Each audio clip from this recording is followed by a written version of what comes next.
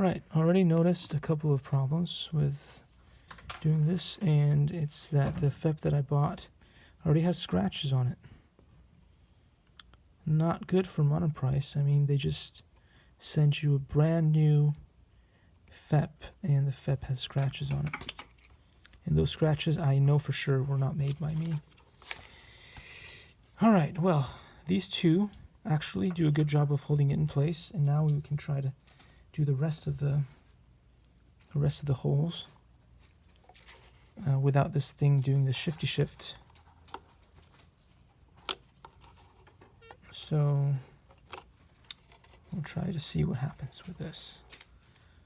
Wish me luck. So all I'm gonna do moving forward is puncture one, put a screw through it,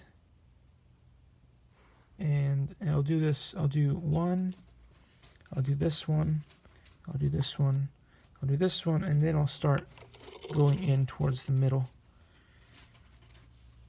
Let's see if that works, and I'll see you in the next video.